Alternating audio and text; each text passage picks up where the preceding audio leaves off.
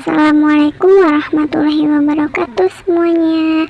Perkenalkan, saya Dwi Anissa Nur Ardani dari Fakultas Ekonomi Bisnis Islam Prodi Perbankan Syariah dengan DBL Bapak Nur Hidayah Al-Amin, kelompok 112. Dalam video ini berisi mengenai laporan KKN minggu pertama dan kedua.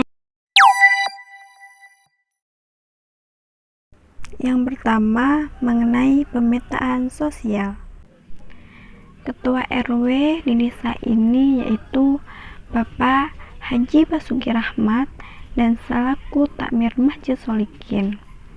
Mengenai hal pekerjaan, tidak ada hal yang mayoritas karena warga sekitar desa ini ada yang bekerja sebagai buruh, petani, guru, karyawan, pegawai, hingga ada yang di bidang UMKM. Yang kedua, mengenai letak wilayah. Yang tentunya saya melakukan KKN di Indonesia, tepatnya di Jawa Tengah, Kecamatan Klaten Utara, Kelurahan Sekarsuli, di Desa Semangka, RT 2 RW 1. Yang selanjutnya, saya akan memberitahu apa saja sih fasilitas umum yang ada di Desa Semangka ini. Yang pertama ada masjid yang biasanya digunakan untuk rapat atau pengajian. Yang kedua ada posyandu dan bisa digunakan untuk kegiatan umum. Yang ketiga ada gazebo yang digunakan untuk prasarana belajar Iqra atau Al-Quran dan pelajaran agama lainnya. Dan yang keempat ada pos ronda. Yang terakhir ada WC umum.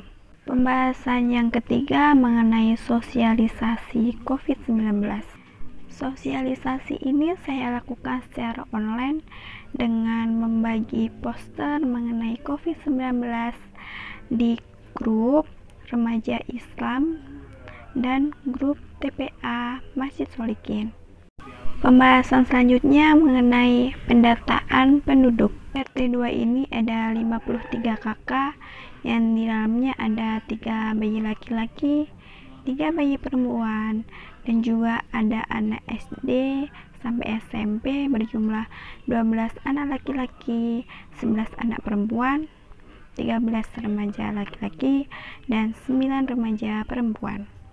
Pembahasan yang terakhir pada laporan KKN minggu pertama yaitu mengenai sejarah desa. Karena kondisi di desa yang masih kurang baik, maka sejarah desa ini saya dapatkan dari salah satu warga RT 2 yaitu Bapak Suharjo selaku bayan di desa. Saya mendapatkannya melalui via telepon di WA. Beliau mengatakan bahwa awal berdirinya Desa Semangka ini beriringan dengan Perang Diponegoro tahun 1830. Berawal dari seorang Kiai Demak bernama Singo Diwongso dan abdinya atau pembantu yang bernama Ki Rengka. Wilayah di desa ini tidak ada aturan dari penjajah dan disebut dengan Bumi Perdikan.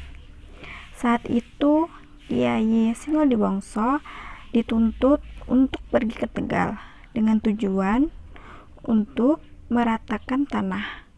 Namun Ki Rengka bertutur lagi dengan semenang-menang atau ragu-ragu.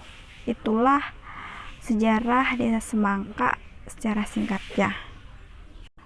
Laporan minggu pertama sudah selesai teman-teman. Yuk lanjut ke laporan minggu kedua. Laporan minggu kedua saya awali dengan mewawancarai salah satu pemudi yang ada di Desa Semangka yaitu Lintang dan akan menjadi partner saya atau kelompok inti pada kegiatan-kegiatan selanjutnya. Ayo kita simak. Kamu menjadi salah satu pemuda yang ada di desa ini. Dan saya mau menanyakan apa sih permasalahan yang ada di desa selama pandemi. Pertama tuh masalahnya TPA-nya jadi terhambat gara-gara pandemi ini. Terus habis itu kegiatan UMKM di masyarakat ini juga agak susah gara-gara pandemi. Terus habis itu kegiatan kayak rapat, terus arisan gitu juga jadi terhambat gara-gara ada pandemi ini. Jadi ada beberapa isu prioritas yang ada di desa Asmara ini, diantaranya mengenai kesehatan, ekonomi, pendidikan, keagamaan, hingga pada bidang sosial. Yang selanjutnya mengenai analisis akar masalah. Yang pertama mengenai kesehatan. Akar masalahnya, beberapa orang di masyarakat, baik orang dewasa maupun anak-anak, kurang mematuhi protokol kesehatan saat keluar rumah, seperti tidak mencuci tangan setelah keluar rumah, tidak memakai masker, dan tidak menjaga jarak saat berkumpul.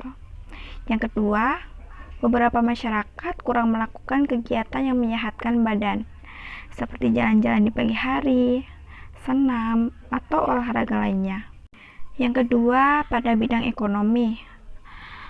Masalahnya, menurunnya pendapatan finansial, apalagi yang dialami para UMKM dan pedagang kecil.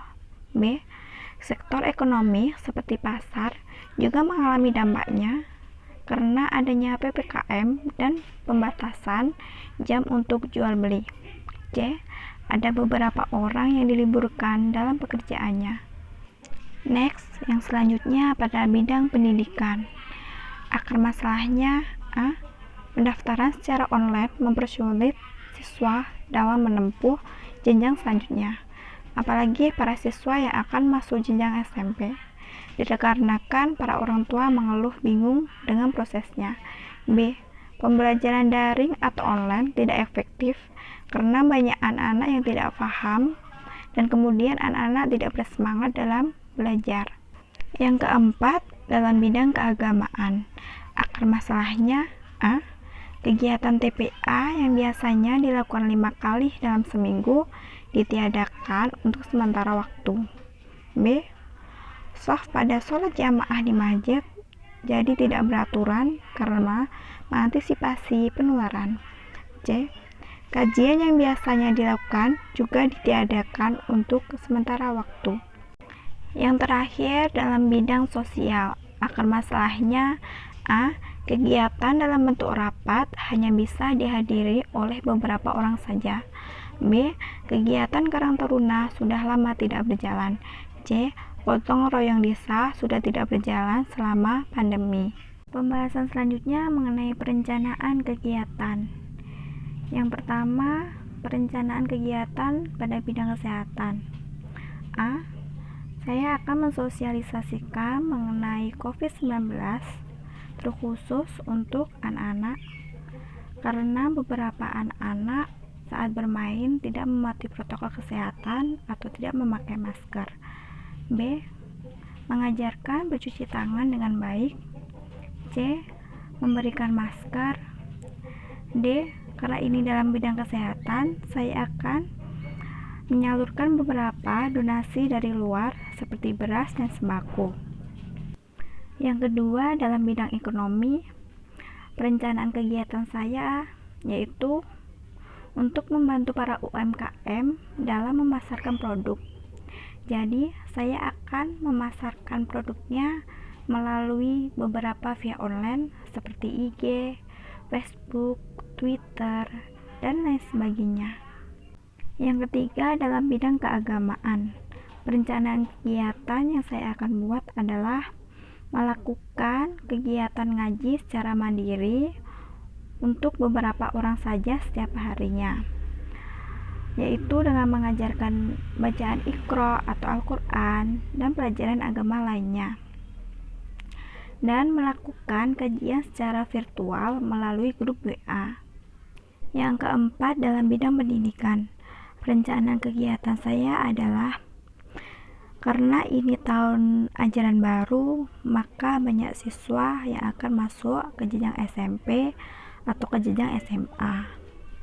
Yang pertama, saya akan membimbing para orang tua dan anaknya dalam melaksanakan pendaftaran secara online atau pendaftaran ulang juga secara online.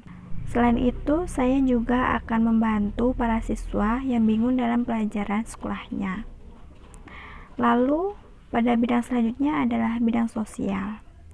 Perencanaan kegiatan yang saya akan lakukan ini adalah mengikuti kegiatan yang sudah diatur oleh takmir masjid, seperti kedepannya adalah kegiatan pada Idul Adha.